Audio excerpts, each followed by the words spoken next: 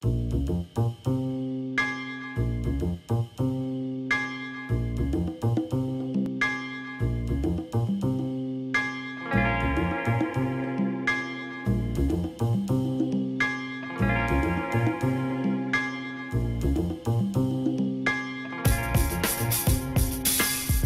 comme Marc a dit, je suis belge.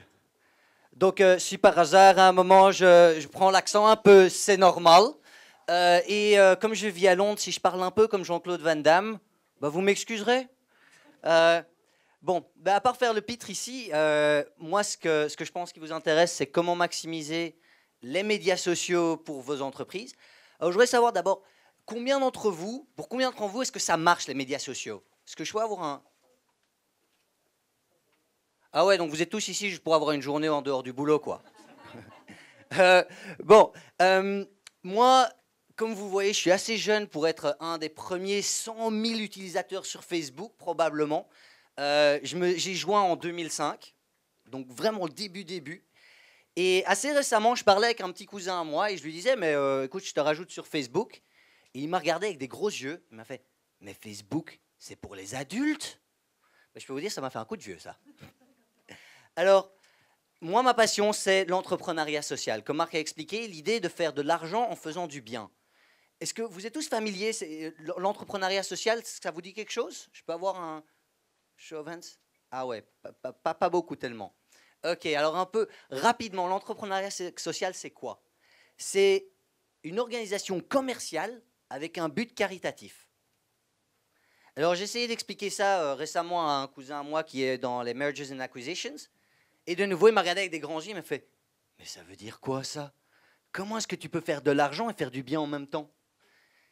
Eh bien, moi, mon histoire préférée, c'est celle d'un gars qui s'appelle Blake Mycoskie. Alors, Blake, c'est un Américain. Il a été en Argentine et il a vu des enfants là-bas, dans des villages, qui n'avaient pas de chaussures et qui avaient plein de blessures sur les pieds parce qu'ils devaient aller à l'école et marcher très loin et tout ça. Et bon, lui, il était en vacances, donc ça lui a fait un peu mal au cœur. Il est retourné quelques années plus tard et il a acheté là-bas des petites chaussures que les locaux faisaient, des petites espadrilles. 250, il en a acheté. Il a ramené ça aux États-Unis et il a dit bah, ce que je vais faire, c'est que si vous m'achetez une paire de chaussures, eh ben, je donnerai la même paire à ces enfants qui n'ont jamais eu de chaussures dans leur vie. Et ça a tellement marché qu'il s'est dit bah, tu sais quoi, moi je vais commencer un business comme ça. Alors je sais que quand je dis ça, je vois quelques gens qui froncent un peu les sourcils. Là, ils disent mais c'est pas un business, ça c'est une autre œuvre caritative, c'est une assoce quoi. C'est une ONG. Tu achètes une paire de chaussures, tu en donnes une autre à quelqu'un d'autre. Ils ont commencé en 2006. Depuis, ils ont tourné plus de 100 millions de dollars. Et l'année passée, ils étaient les 6e sur la Fast Company Top Retailer List. Donc les listes des détaillants. Alors, c'est là où on commence à s'interroger. On se dit, OK, c'est quoi ce business model? Comment ça marche? Tu donnes une paire de chaussures gratuites à chaque fois que tu en achètes une? Alors, j'ai un peu tourné autour du pot, là, parce que j'ai quand même 20 minutes. Donc, le rapport pour moi entre l'entrepreneuriat social et les médias sociaux, c'est le fait qu'il faut commencer petit.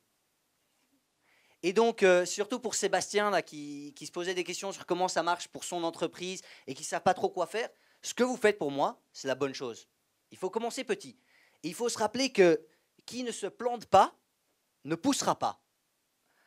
Donc, faire des petites erreurs, c'est OK. Ça passe. Et moi-même, le seul truc que je dois quand même dire qui ne marchera pas, comme Minter l'a dit d'ailleurs un peu plus tôt, c'est que si vous êtes ici pour faire de l'argent très rapide et beaucoup d'argent, ben j'ai juste 2 conseils. 1, il faut arrêter de m'écouter, parce que vous perdez votre temps. Et 2, il faut commencer à vendre des produits qui ont des grosses marges. Et si vous voulez, les 3 produits qui ont les plus grosses marges de bénéfices, c'est la coke. Bon, c'est un peu illégal, mais si vous faites de l'argent rapide, ça marche bien. Le deuxième, c'est les diamants. Bon, c'est un peu sale, il faut faire des massacres et tout, mais ça rapporte beaucoup. Et puis, au-dessus de la liste, c'est le popcorn. Alors ça, c'est un business excitant, le popcorn. Hein, tu vends des paquets à 5 € au cinéma, mais c'est quasiment comme d'imprimer des billets. Mais bon, je ne sais pas s'il y en a combien, je sais pas s'il y en a beaucoup ici qui sont super excités par ces trucs-là et qui se disent ça, j'ai vraiment envie de dire à mes gosses que moi, je suis dans le popcorn, dans les diamants et dans la coke. Donc, si vous voulez faire un truc dont vous êtes fier, dont vous êtes content, qui ajoute de la valeur à la société, votre communauté, l'environnement et les gens autour de vous, et que vous voulez faire de l'argent en même temps, ben, l'entrepreneuriat social, c'est quand même une bonne solution. Alors, moi, je suis tombé dans l'entrepreneuriat social un peu comme Obélix, assez petit. Et j'ai commencé en aidant des gens. Parce que je trouvais ça sympa. J'aidais les gens autour de moi à résoudre leurs problèmes. Et puis, petit à petit, on m'a demandé, bah, tu peux aider une petite assoce ici? Bah oui, pas de problème, je les aidais gratuitement. Et tu peux aider une petite ONG là-bas? Oui, pas de problème, je les aidais gratuitement. Et là, mes parents et tout le monde autour de moi me disaient, mais t'es un peu tapé, toi, tu peux pas gagner ta vie en aidant les autres. Ça marchera pas. Et j'ai jamais compris ce commentaire.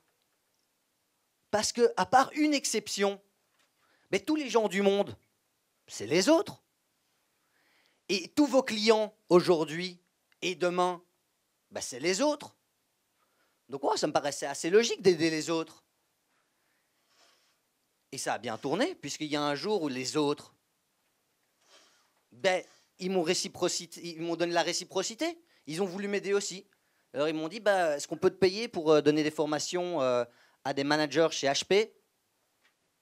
Bah, c'était pas mal, j'avais 20 ans, c'était sympa. Et puis après, on m'a fait, bah, tu voudrais faire du coaching pour le PDG d'une grosse boîte immobilière en Pologne? Ah bah ouais, pourquoi pas? Et si vous me payez en plus, c'est sympa. Et puis on m'a invité à parler à TED, 2 fois. On m'a demandé d'écrire un livre. Et maintenant, moi, j'ai 3 entreprises sociales à Londres.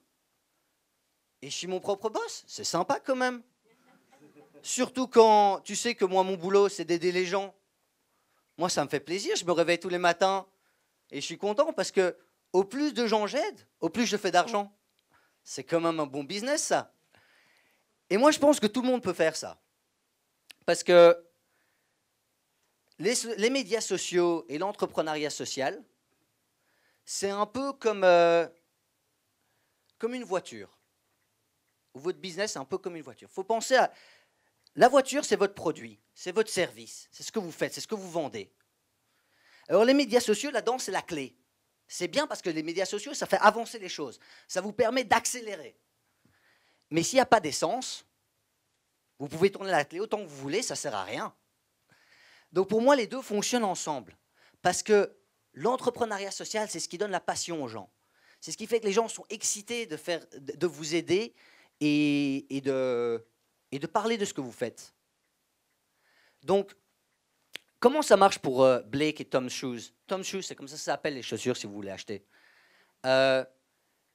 Pourquoi est-ce qu'ils arrivent à vendre des chaussures et à donner une paire gratuite? Mais c'est quand même une petite boîte. Mais ils ont 3000 vues sur YouTube. Ils ont plus d'1 million de fans sur Facebook et quasiment 1 million de followers sur Twitter. Donc, ils ne font pas plus d'argent avec les médias sociaux. Ce que les médias sociaux leur permettent, c'est de réduire leur coût marketing. Ils n'ont quasiment pas d'équipe marketing. Ça leur réduit leur coût de vente. Ça leur réduit leur coût de service après-vente. Ça leur réduit leur coût de relations publiques. Et même de recherche et développement, puisque depuis, il y a d'autres organisations et d'autres gens qui sont venus chez eux en disant « Mais on aime bien votre modèle de vous en achetez un, vous en recevez un gratuit, mais pour quelqu'un d'autre. Est-ce que vous voudriez faire la même chose avec des paires de lunettes?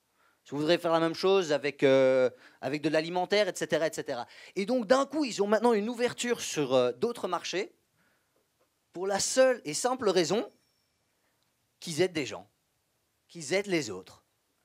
Donc, si moi j'ai 3 petites choses que vous pouvez commencer à faire à partir de demain quand vous retournez au boulot, c'est ajouter dans vos produits et dans vos services commerciaux une valeur ajoutée qui est sociale, humaine, éthique et qui aide les autres. La deuxième chose, c'est qu'il faut utiliser les médias sociaux pour aider les autres à parler de ce que vous faites. Parce que si vous faites quelque chose de super, quelque chose qui est vraiment incroyable, eh bien, tout le monde aura envie d'en parler. Et la troisième chose, et je pense ça a été parlé, ça a été discuté aujourd'hui, de l'organisation par rapport à l'individu, où est la limite. Je viens d'écrire un livre qui s'appelle « Vous êtes votre image de marque ». You are your brand. Donc pour moi, en fait, d'une certaine manière, comme Sébastien, comme vous le faites, c'est ce que moi je recommanderais. Vous êtes votre image de marque. C'est les individus qui font que votre boîte est incroyable. Et quand je mets votre nom sur Internet, sur Google, qu'est-ce que je trouve? Est-ce que je trouve le profil de quelqu'un qui ne s'intéresse qu'à lui-même et qui ne s'intéresse qu'à faire de l'argent? Ou est-ce que je trouve le profil de quelqu'un qui aide les autres, qui réussit pour soi-même de manière financière, sociale, etc., mais qui aide aussi les autres et quelqu'un à qui je veux faire confiance, quelqu'un dont j'ai envie d'aider à étendre les idées et en parler aux autres. Donc je vais vous laisser avec une dernière petite phrase d'un Américain qui s'appelle Ralph Waldo Emerson, qui est « Le plus beau cadeau de la vie, c'est qu'on ne peut pas aider les autres de manière sincère sans s'aider soi-même. » Donc j'espère qu'à partir d'aujourd'hui, vous allez tous commencer à essayer d'aider les autres parce que ça va vous aider. Merci.